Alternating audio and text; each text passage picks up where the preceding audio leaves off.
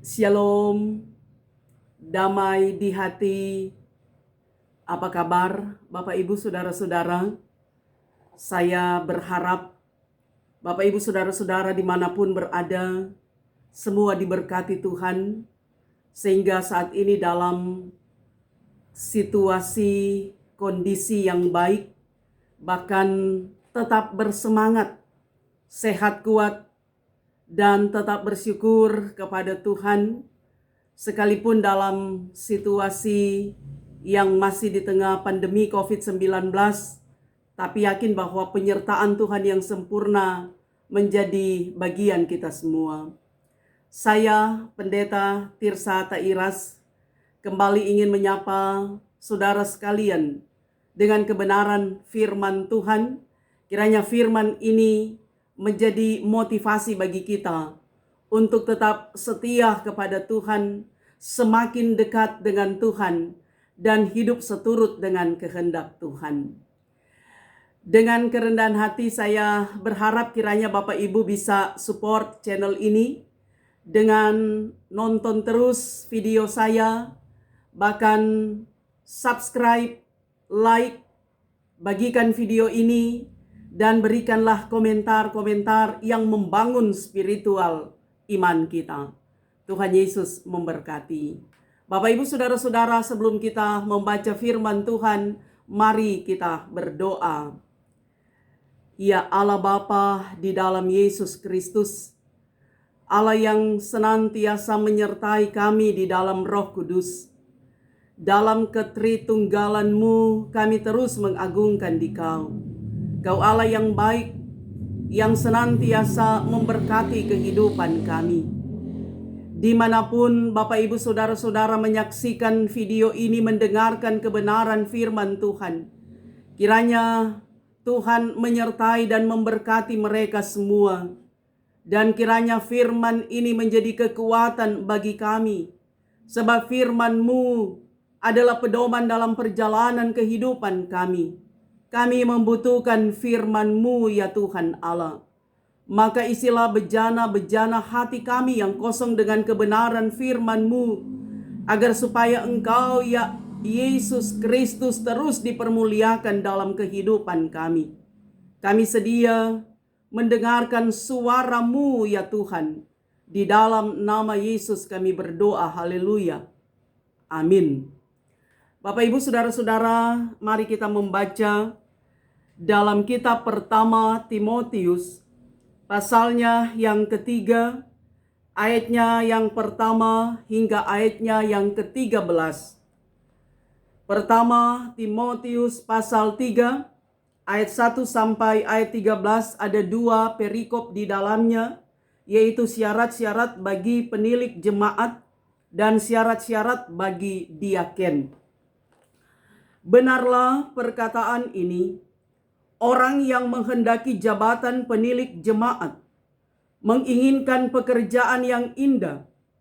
Karena itu, penilik jemaat haruslah seorang yang tak bercacat, suami dari satu istri, dapat menahan diri, bijaksana, sopan, suka memberi tumpangan, cakap mengajar orang, bukan peminum, bukan pemarah, melainkan peramah, pendamai, bukan hamba uang, seorang kepala keluarga yang baik, disegani dan dihormati oleh anak-anaknya.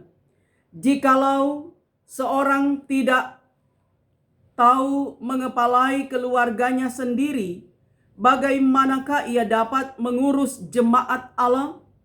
Janganlah ia seorang yang baru bertobat, agar jangan ia menjadi sombong dan kena hukuman iblis. Hendaklah ia juga mempunyai nama baik di luar jemaat, agar jangan ia digugat orang dan jatuh ke dalam jerat iblis.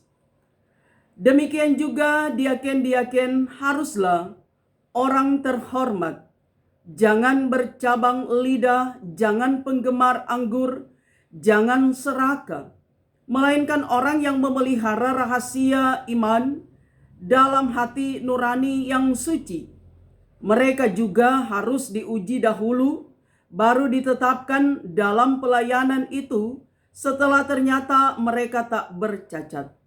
Demikian pula istri-istri, hendaklah orang terhormat, jangan pemfitnah, hendaklah dapat menahan diri dan dapat dipercayai dalam segala hal. Diaken haruslah suami dari satu istri dan mengurus anak-anaknya dan keluarganya dengan baik. Karena mereka yang melayani dengan baik beroleh kedudukan yang baik, sehingga dalam iman kepada Kristus Yesus mereka dapat bersaksi dengan leluasa. Demikianlah pembacaan firman Tuhan. Bapak Ibu Saudara-saudara, tanpa terasa kita sudah berada di bulan Oktober. Nah, bulan Oktober tahun 2021 memiliki satu sejarah yang penting dalam pekerjaan pelayanan gereja kita. Karena di bulan Oktober ini akan dilaksanakan pesta demokrasi iman, pemilihan pelayan khusus, diaken dan penatua.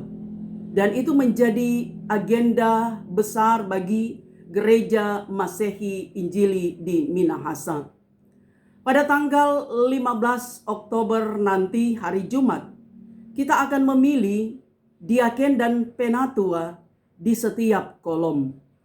Dan tanggal 17 Oktober, hari Minggu, akan diadakan pemilihan penatua di Komisi Bapak Ibu, Pemuda, Remaja, Anak. Dan secara serentak hal ini akan dilaksanakan di semua wilayah pelayanan Gereja Masehi Injili di Minahasa, baik di tanah Minahasa, di Sulawesi Utara, di luar daerah, tetapi juga di luar negeri. Dan ketika saya mempersiapkan khotbah ini, saya membaca bahwa jemaat Gemim sekarang ini berjumlah 1032 jemaat. Sangat banyak. Sekali lagi, ada yang ada di tanah Minahasa, di daerah kita, di luar daerah, tapi juga di luar negeri, di Amerika, di Jepang, dan di negara-negara lain. Karena memang saat ini Gemim telah menjadi global church, gereja yang global, gereja yang mendunia. Sehingga sebagaimana yang dituliskan atau diamanatkan dalam Matius pasalnya yang ke-28, ayatnya yang ke-19 dan 20, itu juga menjadi bagian dalam pelayanan Gemim. Di mana firman ini berkata, "Karena itu, pergilah, jadikanlah semua bangsa muridku, dan baptislah mereka dalam nama Bapa dan Anak dan Roh Kudus, dan ajarlah mereka melakukan segala sesuatu yang telah kuperintahkan kepadamu. Dan ketahuilah, aku menyertai kamu senantiasa sampai kepada akhir zaman." Nah, perintah Tuhan Yesus, pergilah kepada semua bangsa, jadikan semua bangsa muridku, dan aku menyertai kamu sampai akhir zaman. Karena itu sekali lagi Gemim telah menjadi global church. Ada di seantero dunia ini. Dan kita berdoa supaya pekerjaan pelayanan Gereja Masehi Injili di Minahasa ini ada dalam kuasa Roh Kudus, sehingga nama Tuhan dipermuliakan dalam semua pekerjaan pelayanan dimanapun berada. Nah, Bapak Ibu Saudara-saudara yang kekasih di dalam Tuhan, perenungan minggu kedua di bulan Oktober ini dalam kitab Timotius. Nah, Timotius, dia disapa oleh Rasul Paulus sebagai anak yang sah dalam iman. Anak rohani dari Rasul Paulus. Karena memang Timotius, dia masih muda.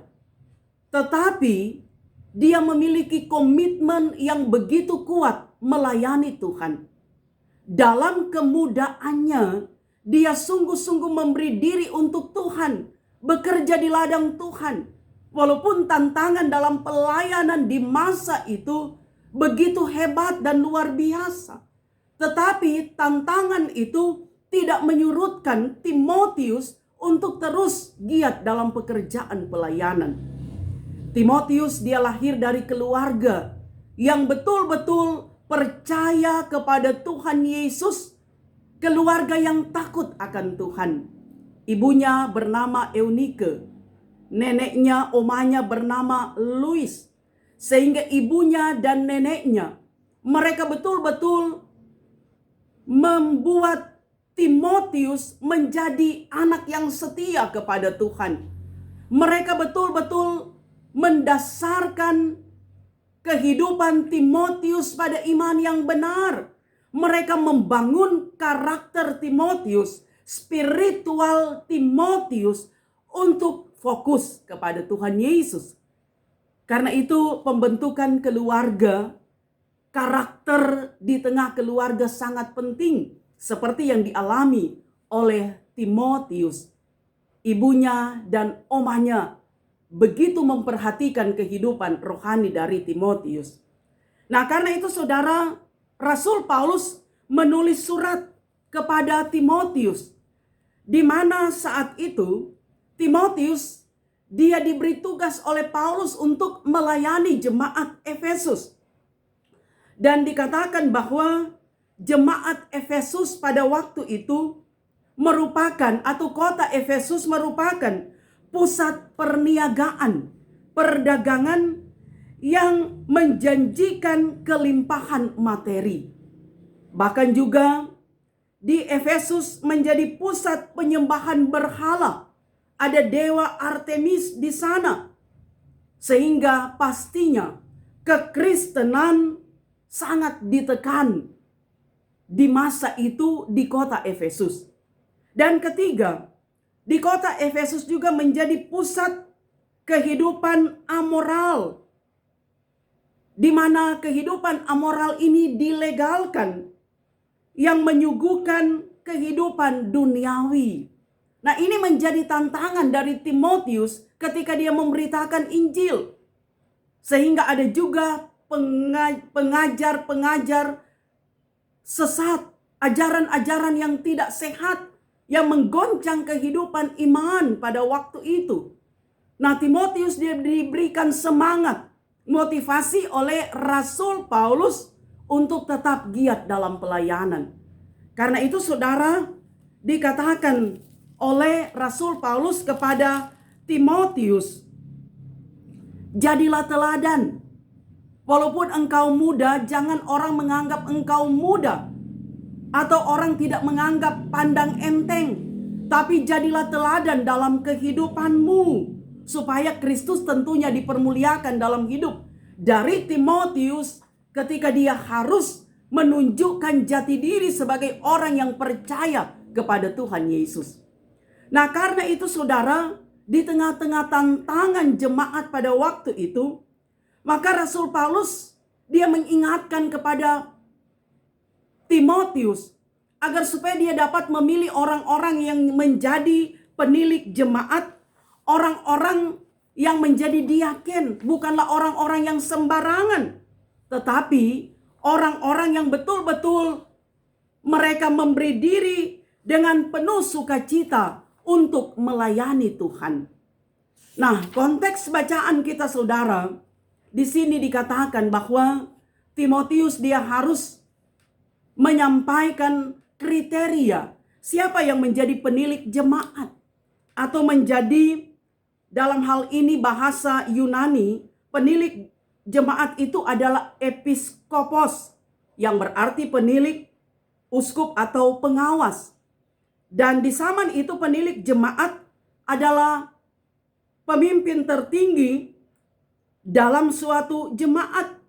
Sehingga penilik jemaat adalah seorang pemimpin jemaat yang memiliki peran penting menata kehidupan jemaat dalam menghadapi pengajar-pengajar sesat. Kemudian lagi saudara, diaken.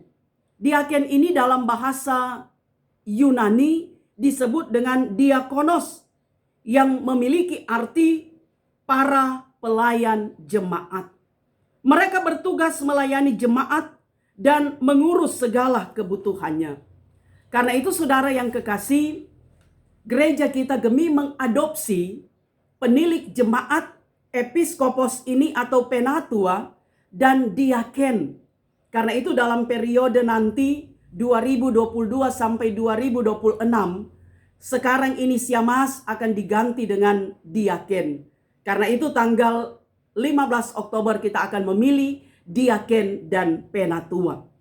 Nah, Bapak Ibu saudara-saudara yang kekasih di dalam Tuhan, dari bacaan kita disebutkan tentang kriteria siapa yang akan menjadi penilik jemaat, siapa yang akan menjadi penatua, yang akan menjadi diaken.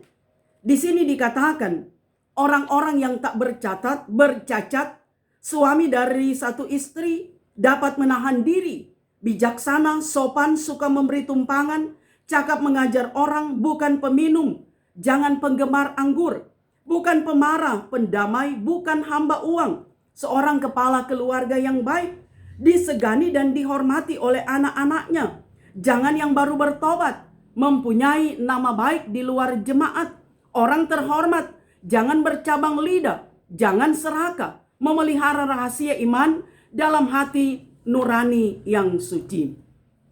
Nah, Bapak Ibu saudara-saudara yang kekasih, ini adalah kriteria menjadi pelayan khusus. Tidak mudah memang, karena dikatakan di ayatnya yang pertama pasal 3 pembacaan kita, menjadi penilik jemaat, menjadi pelayan Tuhan adalah suatu pekerjaan yang indah, pekerjaan yang mulia. Mengapa demikian? Karena pekerjaan menjadi penatua diaken, menjadi penilik jemaat, episkopos, menjadi diakonos, itu berasal dari Tuhan. Pekerjaan yang mulia dan pekerjaan yang sangat indah. Karena itu orang-orang yang tidak sembarangan yang akan dipilih, tetapi orang-orang yang terhormat. Nah, saudaraku yang kekasih di dalam Tuhan, dari bacaan kita ini mengingatkan kepada kita bahwa menjadi seorang pemimpin itu dimulai dari pribadi seseorang. Karena itu dapat disimpulkan kriteria yang dikatakan dalam kitab Timotius ini ada 3. Menjadi pemimpin bagi pribadi, menjadi pemimpin bagi keluarga, dan menjadi pemimpin bagi orang lain, jemaat dan masyarakat. Mengapa pribadi? Karena semua orang itu adalah pemimpin, memimpin dirinya sendiri. Bagaimana dia memanage semua talenta, semua kecakapan yang Tuhan berikan dalam kehidupannya. Sehingga dia dapat mengatur dirinya, memimpin dirinya sendiri, melakukan apa yang baik, bahkan menjadi teladan. Dan itu juga yang menjadi tema perenungan kita minggu kedua bulan Oktober. Memilih orang yang diteladani. Jadi memimpin diri sendiri, menjadi pemimpin bagi diri sendiri, menjadi teladan. Ketika dia mampu mengatur kehidupannya sendiri, memimpin dirinya, memanage kehidupannya dengan semua potensi yang ada dalam dirinya, maka dia akan menjadi pemimpin bagi keluarga. Disegani oleh istri dan anak-anak, disegani oleh suami dan anak-anak. Karena ketika kita memilih sekarang ini diaken dan penatua, baik laki-laki maupun perempuan, bapak-bapak atau ibu-ibu, sehingga ketika dia mampu memimpin diri sendiri, maka ketika memimpin orang lain di komunitas keluarga, disegani oleh anggota keluarga yang lain, pasangan hidupnya, istri, suami, bahkan juga anak-anak. Nah, saudara-saudara yang kekasih, setelah mampu memimpin keluarga, menjadi teladan bagi keluarga, ketika keluar di komunitas yang lebih besar lagi dalam kehidupan sosial jemaat masyarakat, maka dia punya nama baik, disegani, menjadi teladan dengan melakukan apa yang baik, apa yang benar di mata Tuhan. Karena itu saudara yang kekasih, menjadi seorang pemimpin, apalagi dalam kehidupan berjemaat, bergereja sebagai hamba Tuhan, bukan saja cerdas secara intelektual, pintar secara intelektual atau yang dinamakan IQ. Bukan cuma IQ-nya yang hebat, tetapi juga saudara, menjadi pemimpin bagi jemaat haruslah punya kecerdasan emosional atau yang disebut dengan EQ, dan kecerdasan spiritual yang disebut dengan SQ. Jadi 3 kecerdasan ini, intelektual, emosional, dan spiritual, menyatu dalam karakter seorang pemimpin gereja sebagai hamba Tuhan yang dapat melayani jemaat Tuhan. Nah, saudara-saudara yang kekasih di dalam Tuhan, tidak mudah memang. Tapi itulah, ketika kita memberi diri untuk Tuhan, maka ada banyak hal yang harus dilakukan. Rasul Paulus, Timotius, mereka adalah contoh pemimpin-pemimpin rohani, hamba Tuhan yang betul-betul punya komitmen sungguh-sungguh melayani Tuhan. Sehingga Paulus sekalipun dipenjarakan, dia tetap hidup untuk melayani Tuhan. Nah, karena itu saudara yang kekasih, dari bacaan ini kita diingatkan bahwa melayani Tuhan itu membutuhkan kesungguhan. Walaupun disadari saudara bahwa setiap manusia itu punya keterbatasan, punya kekurangan, punya kelemahan. Sebab di dunia ini tidak ada manusia super. Tidak ada Superman, tidak ada Superwoman. Itu hanya ada di dunia maya, di film. Tapi di dunia nyata, pada kenyataannya, manusia super, Superman, Superwoman itu tidak ada. Karena manusia punya kekurangan, punya keterbatasan, punya kelemahan sebagai ciptaan Tuhan, dan Tuhan sebagai Sang Khalik, pencipta alam semesta, bahkan yang menciptakan kita. Namun ingat saudara, keterbatasan, kekurangan, kelemahan manusia bukanlah suatu alasan bagi kita untuk hidup dalam dosa, dalam kesalahan, dalam kekeliruan, dalam kehilafan. Sebab kita manusia, ciptaan Tuhan yang paling mulia, diberikan hikmat oleh Tuhan, akal budi oleh Tuhan. Dan hikmat itu kita gunakan untuk membedakan mana yang baik boleh dilakukan, mana yang tidak baik tidak boleh dilakukan. Karena itu saudara yang kekasih di dalam Tuhan, dengan hikmat yang Tuhan beri bagi kita, maka kita diingatkan agar supaya apapun yang menjadi talenta kita, apapun kecakapan kita, apapun potensi yang kita miliki, kita kembangkan itu, kita eksplor itu untuk hal-hal yang mulia, hal-hal yang baik, hal-hal yang dapat menjadi berkat yang akan senantiasa memberikan support kepada orang lain untuk hidup memuliakan Tuhan. Artinya hidup kita menjadi cermin bagi orang lain untuk hidup di dalam Tuhan, hidup akrab dengan Tuhan. Perkataan kita, sikap kita, perbuatan kita, tingkah laku kita, itulah khotbah kita, itulah kesaksian kita yang dapat dilihat oleh orang lain. Sehingga ada simpati dari orang lain terhadap kita. Apalagi saudara, dalam rangka pemilihan pelayan khusus ini, seseorang pasti akan dinilai oleh orang bahwa inilah yang akan saya pilih. Karena kehidupan yang memberi warna, yang memberikan shalom dan sukacita bagi banyak orang. Saudara yang kekasih di dalam Tuhan, tidak mudah. Dan kita percaya bahwa siapapun yang nantinya akan terpilih, itu dipersiapkan oleh Tuhan. Sebab rahasia bagi kita. Walaupun saudara, saya suka sekali mau jadi penatua, suka sekali mau jadi diaken. Tapi ketika Tuhan bilang tunggu dulu, jangan dulu, nanti, maka nyanak mau jadi. Tapi walaupun kita mau jadi penatua, jadi diaken, namun ketika Tuhan katakan kamu yang akan kupilih, kamu yang akan melayani, menjadi alat kesaksian. Tidak ada yang mustahil. Karena itu saudara, pemilihan itu diawali dengan ibadah. Dalam buku MTPJ sudah ada khotbah untuk pemilihan, ada liturgi untuk pemilihan. Karena kita percaya bahwa pemilihan ini adalah alkitabiah. Dalam Alkitab juga Tuhan memilih siapa yang menjadi hamba-hambanya, menjadi kepanjangan lidah Tuhan, menyampaikan suara Tuhan. Semua berdasarkan Alkitab.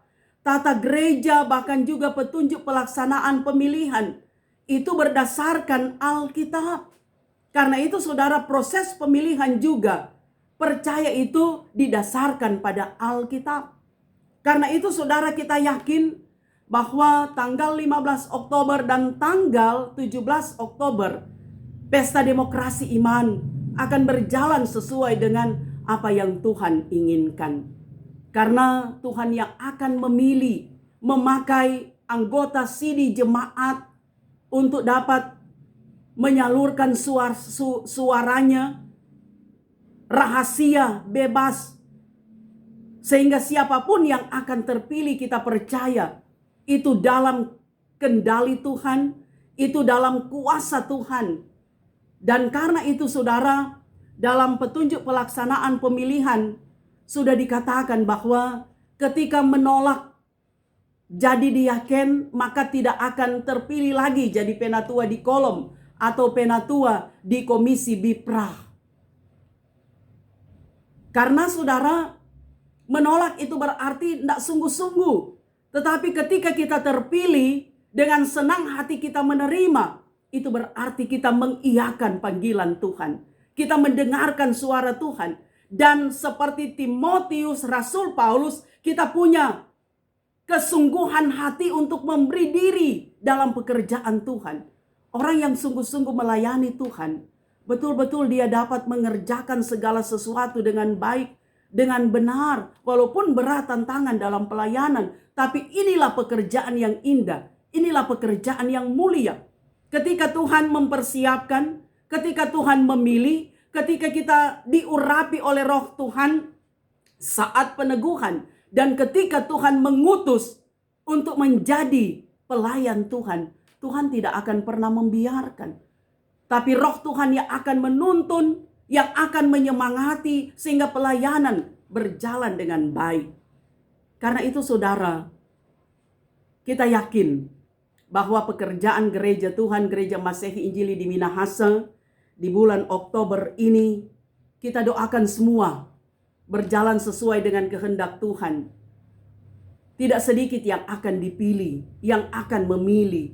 Tapi ketika segala sesuatu kita minta hikmat dari Tuhan, maka semua akan berjalan dengan baik.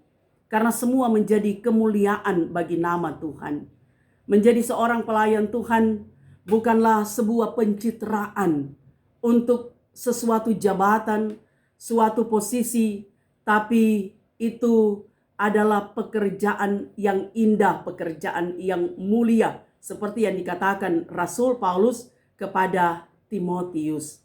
Karena itu yang dipilih adalah orang-orang yang betul-betul memiliki komitmen yang sungguh-sungguh, komitmen yang luar biasa untuk menyerahkan hidupnya demi untuk pelayanan gereja Tuhan, demi untuk hormat dan kemuliaan nama Tuhan, kepala gereja yang empunya pelayanan.